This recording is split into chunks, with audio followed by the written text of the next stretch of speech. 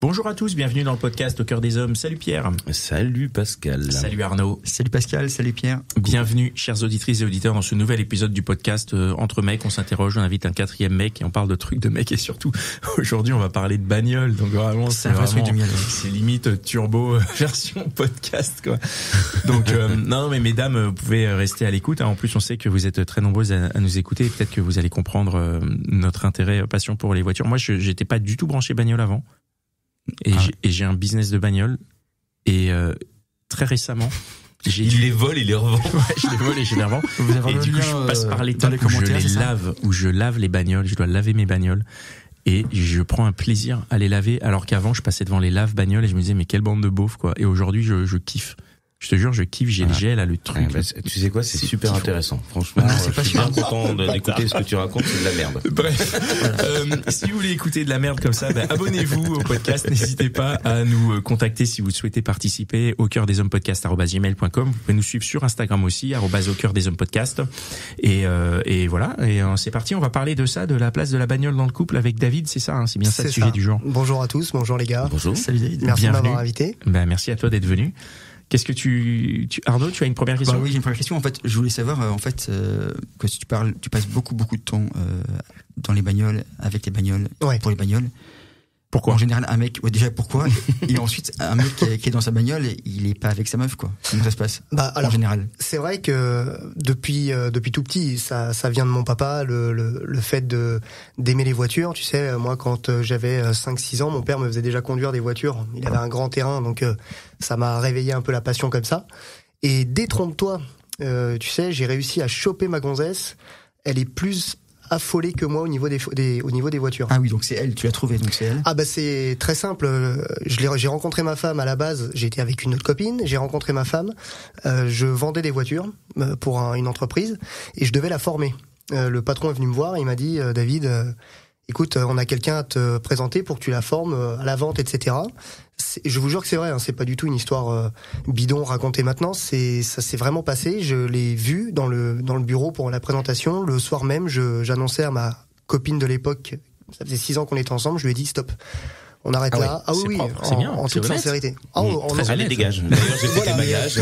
Tu l'as tu me dois encore 150 €. C'est quoi la raison? Elle avait une super bagnole, c'est ça? Non, du tout. Je sais pas, ça s'est passé, on est en plus en train de parler du cœur des hommes. Bah écoute, ce jour-là, il a vraiment parlé. Parce que je l'ai vu et j'ai vite compris que c'était ça, quoi. Et en plus, elle vendait des bagnoles. Et puis en plus, par contre, ça m'énerve un peu parce que elle conduit 2 fois mieux que moi. Mais j'aime qu'on défonce les clichés comme ça. Voilà. C'est génial parce qu'on arrive en disant c'est un truc de mec et pas du tout. Ta meuf elle vend des bagnoles et elle vend mieux que toi aussi les bagnoles ou pas? Franchement, elle m'a éclaté plus d'une fois au niveau des ventes. Hein. C'était un peu compliqué. Après, les femmes ont des atouts. Surtout. Et puis tu sais. Bon. Ma femme alors c'est un cliché, mais elle est portugaise colombienne. Alors elle a le caractère, mais elle a le côté Colombie, si tu vois ce que je veux dire. Elle a quelques petites formes assez sympas et du coup c'est peut-être ça qui m'a. Quand je l'ai vu, j'ai fait voilà, c'est foutu. Et aujourd'hui, l'ironie du sort, c'est qu'aujourd'hui on a ouvert une entreprise de bagnoles ensemble et on travaille dans les voitures ensemble. C'est génial. Pardon, vas-y. C'est vrai que c'est génial, mais avec tous les gens que tu rencontres qui sont fans de bagnoles, il y en a pas qui ont des problèmes avec leurs copines à cause de ça? Ah si. Ah puis tu sais, je le vois tous les jours en travaillant avec mon entreprise. Mais au-delà de ça, même au niveau des amis, moi j'ai des potes. Parce que il faut savoir que les voitures, c'est une passion qui prend énormément de temps, d'argent. Il y en a qui laissent vraiment beaucoup d'oseille. Et moi, j'ai quelques amis où leurs femmes sont parties. Hein. Mais attends, tu mets de l'argent dans quoi dans une voiture? C'est quoi la dépense? À part l'achat de la voiture, c'est quoi après? Qu'est-ce que tu fais pour dépenser? Tu vas prendre l'exemple de quelqu'un qui va acheter une voiture, je dis une bêtise, à 10 000 €. Ouais. Et puis il va vouloir remplacer une pièce, remplacer un truc pour la donner, pour la mettre un peu plus à son goût à lui. Je prends l'exemple d'un ami à moi, on peut même le citer, il s'appelle Bruno. Il s'était acheté une Seat Ibiza. Alors il y a rien de fou. Il voulait absolument qu'elle ait des jantes dorées, elle voulait qu'il ait les vitres teintées, et tout ça, ça coûte. Et l'argent que tu vas dépenser dans ces pièces-là, tu vas pas aller au restaurant. Surtout si ta femme n'est pas du tout dans le même move que toi. Ah oui. Et à la fin, il a 35 ans, il est seul. Mais toi, du coup, tu investis comment dans tes voitures? Tu investis pareil et ta femme, elle comprend? Ou est-ce que toi, les jantes dorées, tu t'en fous? Quel est ton rapport, toi, à la voiture? Moi, c'est différent. Moi, je suis, Alors moi je les répare. Déjà pour commencer professionnellement, je les répare, je les achète, je les vends. Mais moi je suis plus dans les voitures anciennes au niveau personnel. Donc par exemple là, je viens d'acheter une voiture qui va parler sûrement à personne, peut-être aux auditeurs. Je viens de m'acheter une Talbot Samba. Ah ouais, moi je vois. Tu vois ce que c'est. Ouais. Je m'en suis acheté une décapotable. De quelle année? C'est quelle année? 83. Les Talbot, c'est 80, c'est les années 80. Ouais, moi je me souviens, j'en voyais quand j'étais petit. Ouais. C'est une super caisse. Il y en a plus. Et alors, tu vois, je suis plus dans cet esprit-là, mais là c'est de la restauration. Maintenant, me mettre des belles jantes, des machins, non, c'est pas mon truc. Au contraire. Tu veux qu'elle ressemble à ce qu'elle était à l'époque, le côté vintage, origine, quoi. Exactement. Ouais. Là, il y a un peu de boulot sur celle-là, parce qu'il y a tout à refaire. Mais par contre, c'est il y a une époque où je mettais, par exemple, de la sono, je mettais des trucs comme ça. J'ai dépensé un peu de monnaie. Hein. Juste une question. Cette passion, par exemple, pour la Talbot Samba que tu vas retaper. Ta femme, elle est comment par rapport à ça? Elle est ok? Elle dit chambé? Elle t'encourage? Alors, dans quel... au début, ma femme, elle a un caractère de dingue. C'est-à-dire qu'au début, c'est toujours non. Tout le temps. C'est non. Et puis tu sais comment c'est, on va pas se le cacher, c'est elle qui tienne le porte-monnaie. Hein. Donc moi au début, c'était allez, on va se marrer, allez, ça va être une restauration sympa et tout. Et au final, on a Attends. Moi, je veux bien, tu vois, on va se marrer, on va au parc Astérix et tout. On va acheter une bagnole, on va se marrer, comment? Elle adore les voitures, donc il essaye de... Non, mais je suis d'accord que même quand t'adores la voiture, qu'est-ce qui est marrant dans la retape de la voiture, dans l'achat de la voiture? C'est quoi les étapes sympas du truc? C'est le joint de culasse, forcément. Pour elle, il y en a pas. Pour elle, en fait, elle voit juste la dépense. C'est juste que moi, c'est mon côté commercial. Il faut absolument que j'arrive à la... Bon, là, j'ai réussi à la driver un peu. Et ça m'a coûté un sac à main ou deux, mais ça va aller. C'est pour ça que ça coûte cher. Donc, tu mets le budget de la voiture, des sacs à main. C'est ça. Et après, quand tu revends la voiture, tu mets la coûte un pognon. Ton sac à main dans le coffre et tout. Ah, puis elle est dure en affaires. Mais non, ça se passe plutôt bien parce qu'en fait, c'est quand tu vois l'état de la voiture actuelle, c'est vrai. Plutôt bien. Elle est rouillée, elle est ci, elle est ça, mais tu te projettes un peu et tu dis regarde, elle va être comme ça à la fin, elle va coûter tant parce que c'est aussi ça, il faut voir un peu combien ça se revend plus tard. C'est une cote montante, on appelle ça. Ça vaut aujourd'hui dans les 3 000, 4 000 euros à retaper. Dans une dizaine d'années, ça va valoir à peu près dans les 10, 15. Donc il faut pas acheter n'importe quoi en fait. Et ça, on met quelques temps à le comprendre, à l'apprendre. Et elle l'a bien compris. Hein. Elle l'a bien compris, parce que je te dis, elle lâche pas l'euro comme ça. Hein. Chiant. La négociation est difficile. Ça sent des fois des soirées difficiles, surtout quand là je l'ai monté sur le pont et je lui dis mais regarde, c'est une super affaire. La voiture. Oui. Non, tu sais. Et je la monte sur le pont, j'arrive en haut et je m'aperçois que le plancher est complètement rouillé, donc là. Elle voit dans ton regard qu'il y a un souci. Tu sais. Et puis et puis je te dis, elle a le caractère, elle est portugaise colombienne, donc quand elle s'énerve, elle parle pas français. Elle est incroyable. Elle est incroyable. En plus, je peux te limiter si tu veux. Elle mélange les mots entre le français et le portugais. C'est terrible. Ça donne quoi? Ça donne, si je te fais le moment où je l'ai monté sur le pont, donc je la monte en l'air, la voiture, et puis je regarde comme ça, puis je fais ah merde, c'est rouillé. Maradem m'a fait filer la pote. Je t'avais dit, c'était niqué. Et elle est partie. Et moi j'ai fait. On parle pas cette langue, donc je n'ai pas compris. Mais, mais elle m'a un petit peu insulté. Mais après, je sais qu'elle va apprécier. Et elle, son rapport à la voiture est uniquement professionnel. Du coup, elle fait que les vendre et tout, ou est-ce qu'elle a cette passion en plus? Parce que là, du coup, c'est pas professionnel. À moins que si, ça fait partie du cadre de ton entreprise. Ça, en fait, tu achètes, tu retapes, tu revends. Ouais. Ça fait partie du cadre professionnel. Là, on a mélangé un peu les deux. C'est-à-dire que là, je l'ai vraiment acheté à titre perso. D'accord. Jess, elle est plus, s'appelle Jessica, ma femme, elle est plus dans les véhicules. Elle, c'est plus du récent.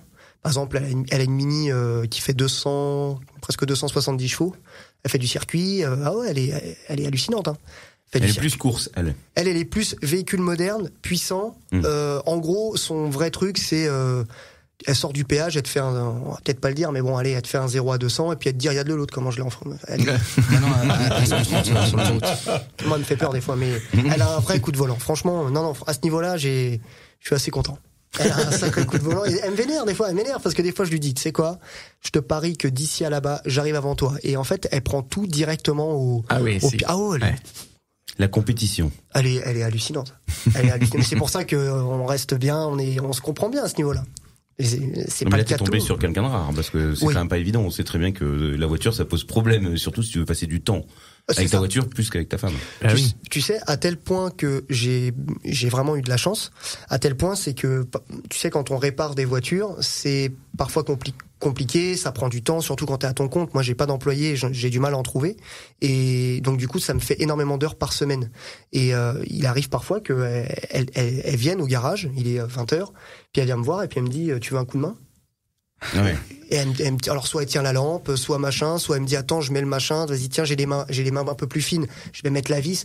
Et à côté de ça, c'est une fille extrêmement féminine, même des fois trop. C'est les ongles, les machins, les trucs, mais la bagnole c'est vraiment un domaine, on peut pas lui enlever. C'est son kiff. Elle roulera pas en électrique si tu vas par là. C'est impossible. Il n'y a pas le bruit du moteur. Il y a pas, c'est compliqué. Tu parles de clients, il y a des clientes aussi. Comment ça? Tu parles de clients qui viennent te voir, il y a aussi des clientes, et comment est-ce qu'elle vit? Par rapport à Jessica? Oui. Ça dépend. Je vais pas te le cacher, on va pas se mentir que ça, parce que si ça dépend. Pedro, elle insulte sa maman, qu'est-ce qu'elle fait quand il y a une cliente qui arrive? Elle arrive à avoir une certaine retenue, mais coup de tête. J'ai une anecdote à ce niveau-là. Tu sais, nous on travaille on est franchisé. J'ai mon garage automobile, j'ai des services, si je peux le citer, et on a la franchise allopneu.com. Donc le Allopneu 77, c'est nous. Et un jour, je fais un montage de 4 pneus sur une personne, une fille. Je lui montre les pneus, impeccable, tout se passe bien et tout. Et puis tu peux mettre des avis maintenant. Tu sais, pour tout et rien, on met des avis. Et l'avis sur Allopneu 77, c'était: montage s'est super bien passé, le monteur était super machin, super beau et tout. D'ailleurs, s'il est célibataire, je veux bien son numéro. Oh là là. Évidemment. Jessica, évidemment. Alors, elle a vu le message. Et elle m'a engueulé. Personne n'a disparu. Cette personne, elle a fait entrer l'accusé. Elle m'a appelé. Elle m'a dit, c'est qui? Elle a insulté. J'ai dit, je sais pas, tu parles de qui? Bon, c'est parti. Elle a retrouvé le numéro. Elle l'a appelé et elle lui a dit: si tu veux parler à mon mec, tu viens au garage et tu repars avec un coup de démon de pneu dans la gueule. Voilà. Génial. Donc la vie a disparu et elle s'est transformée en c'est vraiment tous des cons. Voilà, exactement. Donc maintenant je fais super gaffe aux avis, dès qu'il y en a un comme ça, je l'attire. Du coup, sans aller jusque dans la séduction, mais quand tu vois des clientes de voitures, tu arrives à déceler un peu la passion du niveau. Enfin, tu arrives à faire la différence entre la néophyte, la meuf qui n'y connaît rien, et la meuf qui sait exactement ce qui se passe, qui sait exactement ce qu'elle veut. Il y en a beaucoup. Comment ça se répartit? En fait, on arrive à déceler, même au niveau des femmes, au niveau des hommes. Il y a vraiment deux cas d'école. Par exemple, quand on va arriver pour faire je te parle de pneus, hein, on va parler des pneus. Pour faire des pneus, moi je les fais à domicile. Rien que l'aspect du véhicule, s'il est lavé, s'il est, des fois, elle nous donne les clés, on rentre dedans, si c'est propre, etc. On sait que la personne, elle a quelque chose avec sa voiture. On le voit aussi quand on arrive et qu'elle nous dit, faites gaffe aux jantes. Faites gaffe, me les rayez pas, j'en prends soin. Et puis à côté, on voit la personne qui, vous avez un écran anti-vol pour vos roues? Je sais pas. Ok, bon, on va le chercher, on ouvre le coffre, c'est un bordel. Là, on reconnaît ça aussi. Puis après, il y a les couples aussi clients, où là c'est lunaire. C'est lunaire. Moi, j'en ai encore fait un ce matin, comme j'ai fait quelques pneus ce matin. J'ai un client, j'arrive, alors il avait une BMW série 5, la sienne, et sa femme avait je crois que c'était une coccinelle. Et donc je fais les 4 pneus de la BM, du mari. Fallait pas faire une rayure, fallait faire gaffe à tout. Et à un moment donné, la voiture de sa femme est juste à côté de la sienne. Donc et puis je regarde comme ça, et puis je dis au client, c'est à vous la coccinelle? Et il me dit, oui, c'est celle à ma femme. Je fais, faudra faire gaffe, les pneus ils sont lisses comme la table. Et poucave, quoi. Ouais. Et il me regarde et il me dit, c'est la voiture de ma femme.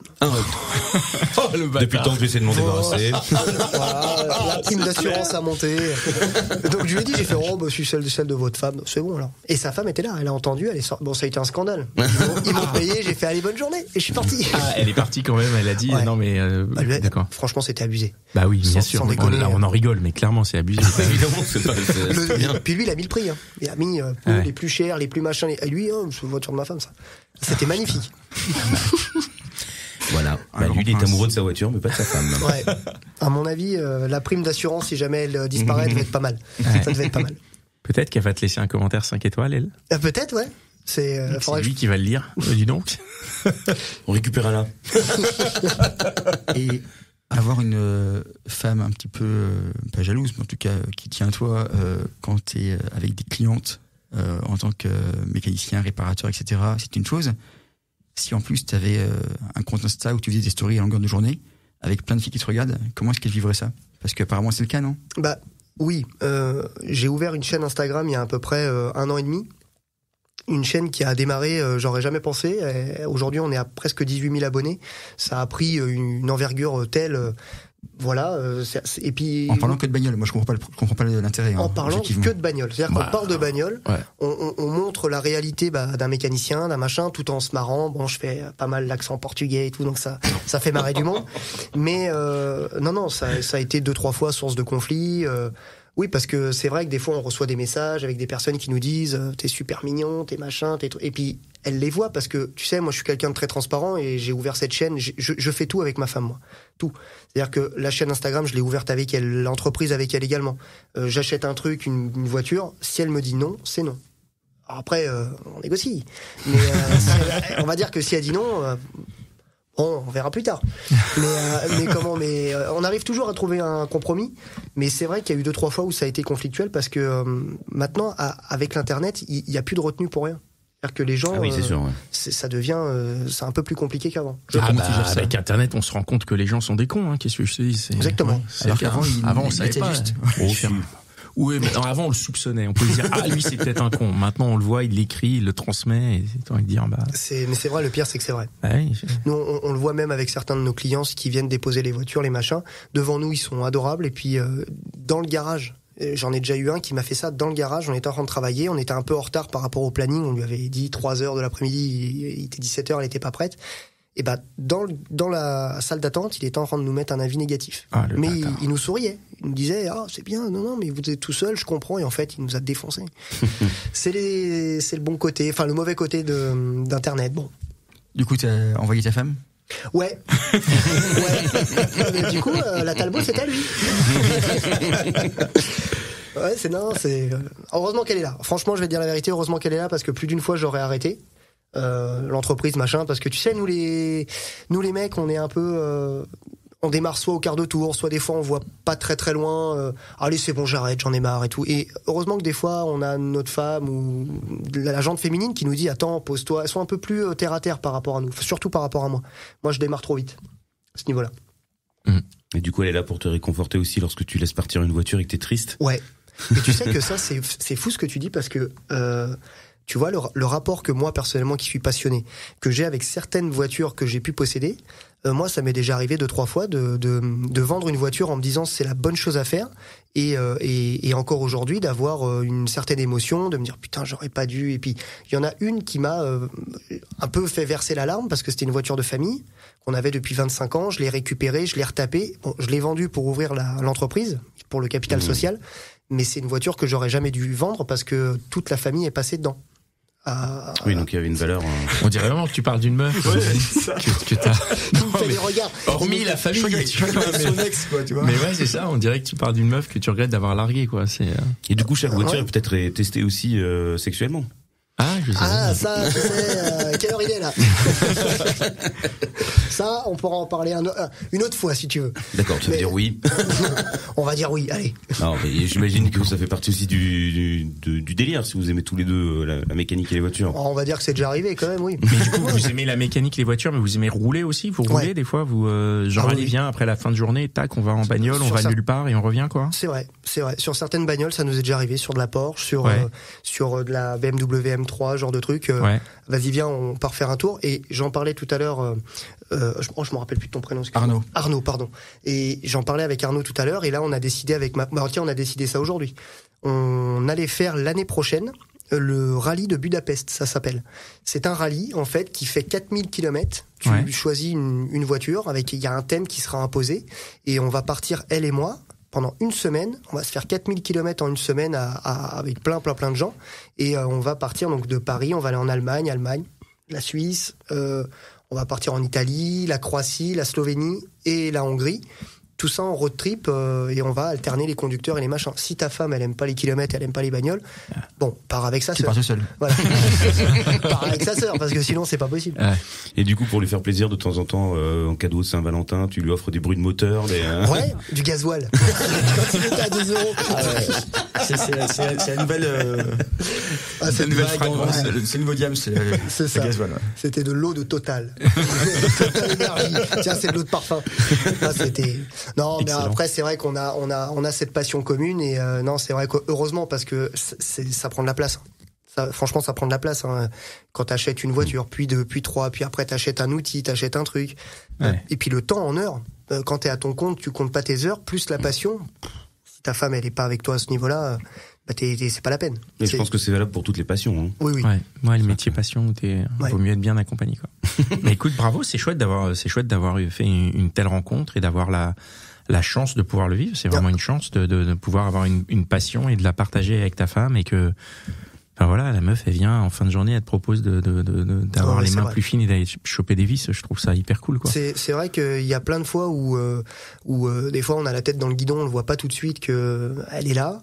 Et puis c'est au moment des vacances ou au moment où on se retrouve un peu tout seul et parfois quand je pars en camion faire des pneus des kilomètres et des kilomètres, des fois on réfléchit un petit peu et on fait putain. C'est vrai, quelle est la personne qui accepterait cette vie parce que on pense mécanique, on pense bagnole, machin et il y a plein de gens autour de nous, des amis qui ont dit ça tiendra pas, votre couple il marchera jamais, machin et tout. Et par exemple avec mon ex, on peut parler d'elle, c'était impossible. Dès qu'on commençait à être un peu trop sur les voitures, c'était dégueulante, c'était je vais chez ma mère, va. C'est plus courant ça, non? C'est plus courant. Elle y allait à pied? Ouais. Je lui cachais les clés. Aujourd'hui, quelqu'un qui aurait le problème d'être passionné de voiture et d'avoir une copine qui est absolument pas du tout ouverte à ça et qui lui fait part de son mécontentement, parce que j'ai pas dit qu'il lui prend la tête. J'ai dit, ok. Comment est-ce quel conseil tu lui donnerais justement pour réussir à...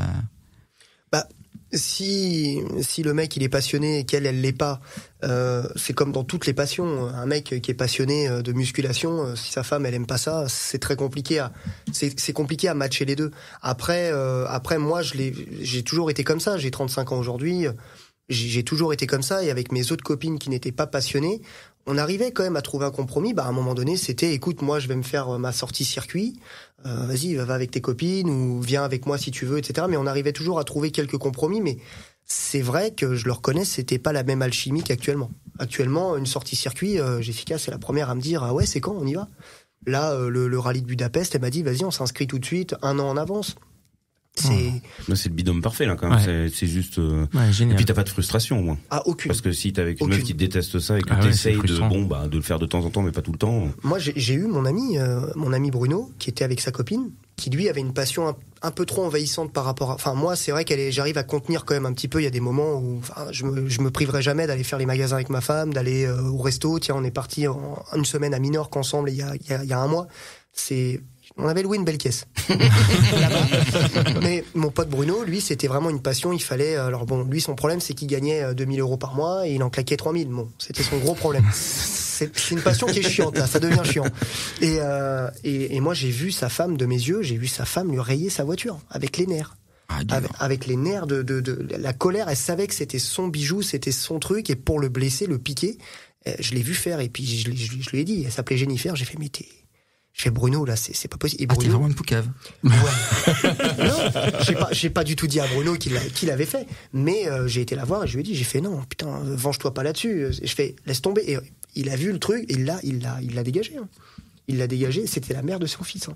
Wow. La mère de son fils. Mais elle était devenue jalouse de cette voiture. Mais c'est le gros problème, c'est qu'il y a des moments où ça prend une part, où t'as vraiment l'impression que c'est, comme tu disais, c'est une deuxième femme. Et c'est là le danger. C'était quoi comme voiture ? C'était l'Ibiza de merde en plus là. C'était c'était un truc de portugais. Ah mais c'était un truc. Écoute-moi bien, il avait un drapeau. J'ai jamais vu ça. Excuse-moi, juste pour te donner un peu de crédit, t'as le droit de dire que t'es portugais aussi. Ah moi je suis d'origine portugaise. J'ai un papa, il parle comme ça à la maison. Alors t'es tranquille. Avec ça, puis tu sais. Non mais soyons tranquilles. Je te jure que c'est vrai. Il avait un drapeau du Portugal sur la lunette à l'arrière, et en déconnant je lui disais tout le temps dis-moi, t'es italien toi? Alors je me foutais un peu de sa gueule forcément, et un jour il est parti, je me rappellerai toute ma vie, c'était à l'Euro 2008 je crois. Il est parti au Portugal avec la voiture. Non, mais il a été faire ce qu'on appelle un covering. Donc un covering, c'est un film. Tu changes la couleur de ta bagnole en fait. Il a mis un film sur le capot. Sur le film, il y avait les signatures de tous les joueurs de l'équipe du Portugal sur le capot de la bagnole. Et quand je l'ai vu arriver, je me suis marré, j'ai fait mais non, mais pas toi. Et puis c'était trop. Il y avait une passion pour le foot. Ah, il avait une passion pour deux choses qui étaient pas compatibles avec la Jennifer. Du tout. C'était pas compatible du tout. Là. Bon, très bien. Voilà. Cool. Okay. Merci beaucoup. Vous avez une dernière question? Non, c'était parfait. Merci beaucoup, franchement. Merci à vous. Merci beaucoup. Merci à vous, c'était un plaisir. Et c'était un vrai plaisir de t'avoir dit. Je mettrai juste ton compte Instagram dans les commentaires, quoi. Avec plaisir. Dans le résumé de l'épisode, parce que ça vaut vraiment le coup. C'est quoi? Ça s'appelle comment? Tu peux le dire, hein, comme ça on le. JD Service. C'est ça. Je dis JD Service 77 820. Vous pouvez pas vous louper. C'est un camion à l'eau pneu. Avec un drapeau du Portugal. Ah, voilà. D'accord, très bien. Écoute, si ceux qui souhaitent aller voir ça, allez-y. Moi, je vais y aller tout à l'heure avec grand plaisir. Merci beaucoup d'être venu. Merci à vous. Merci beaucoup. Merci les gars pour cet épisode. Merci à toi. Merci à vous de nous avoir écoutés. N'hésitez pas à nous ajouter sur les réseaux, sur Instagram, au cœur des hommes podcast. Nous envoyer un mail si vous souhaitez participer. Au cœur des hommes podcast@gmail.com ou un message privé sur Instagram, et likez si vous voulez, si vous avez aimé l'épisode, un petit partage, un petit commentaire, un petit envoi à un pote qui aime trop les bagnoles, ou un petit envoi à une copine dont le mec aime trop les bagnoles. N'hésitez pas, ça fait toujours plaisir. On prend. Voilà, et on se retrouve dans 15 jours pour un nouvel épisode. Bisous. Allez, ciao. Merci.